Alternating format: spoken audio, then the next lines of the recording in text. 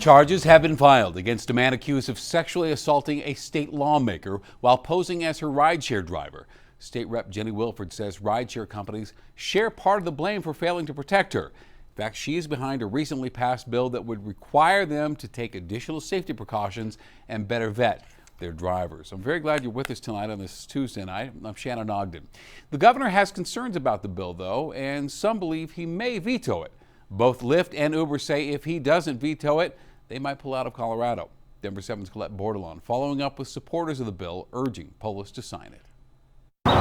This was the year at the Colorado State Capitol. I've never testified. I've never even really known the initials for a bill. When these two women became more involved in our legislature than they would have ever imagined. We have both tried to be advocates for this bill and step forward to say this is the right move. Katie and Erica have shared their stories in support of House Bill 1291, which passed this session and is now waiting on the final decision from Governor Jared Polis.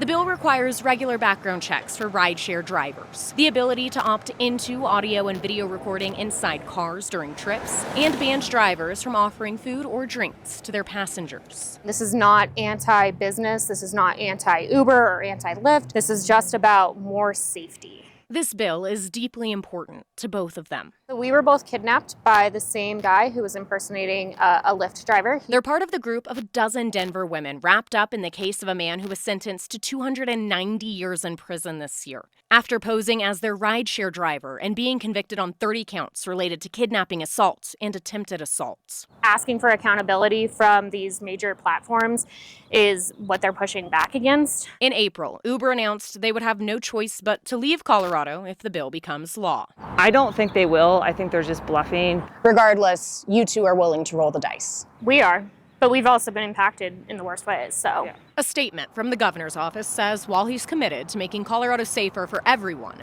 Polis is concerned about privacy, conflicts with federal and state law, and the ability of the bill to be successfully implemented. I would be really, really disappointed in Polis as a person, as a politician, as a leader, if he fails to sign this bill. On Tuesday, Lyft wrote this letter to Governor Polis requesting the bill be vetoed. It says if Polis signs it, the future of Lyft's operations in Colorado are uncertain. The letter continues to say the requirements from the bill would not improve conditions for riders and drivers, and argues it actually makes it easier for drivers with recent DUIs to join the platforms, ultimately claiming the bill will harm those it seeks to protect. This put additional regulations that went just a little bit too far. We spoke with State Representative Max Brooks, a Republican who voted against the bill. Evil will still exist in the world, irrespective of the number of laws that we pass. Everyone waiting for the final word. He has the chance to do the right thing. Deciding the fate of this bill. Colette Bordelon, Denver 7. And going in depth here, Governor Polis already has vetoed 2 bills this year and is threatening even more. Now, his first was for a bill that changed the state's open records law. The second for a bill that would enact new requirements for social media sites.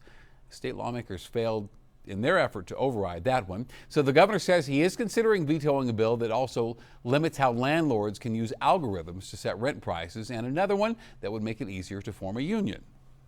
To level the playing field in Colorado for working people is a good thing to do. It'll lead to inflation, absolutely. That's what it'll absolutely do, make things cost more. The governor has until June 6th to sign all the bills passed during this legislative session. If he takes no action, they will all automatically become law.